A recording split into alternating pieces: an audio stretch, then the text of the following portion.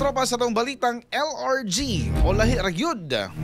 Reporter na iguglanggam samtang nag-report sa gawas. Bangas ka? Atong sayron mga katropa ang detalye ni ining report. Kauban ang ato ang pinakabanggiitan. Antigo ug karaan ug pinakagwapo sa iyahang panahon. Bangas ka? Lolo Hamado.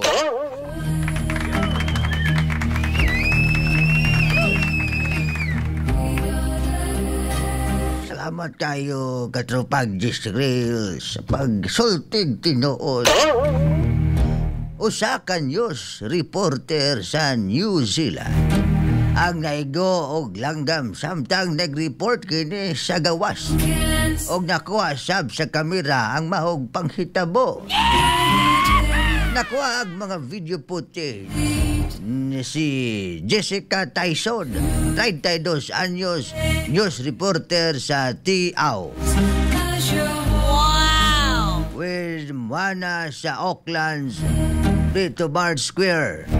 Wala damha nga milabok sa iyang nahugang usa ka langgam. Matod pa ni Tyson sa social media. POV, just trying to do your job when nature has other plans. Nagkomedya pa si Tyson nga kinahanglan og bago nga tsipara ang mauglanggam aron magkakita. Inuhod wala masamdi ang reporter, gawas lamang sa gamay nga gasgas sa iyang nawog, uman mi bangga ang mauglanggam. Sumala pa sa shows nga muana man niya puto. Nga relax.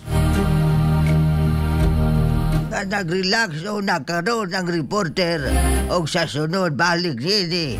Dili o na tugtan nga mukuhag footage sa gawas nga bahid.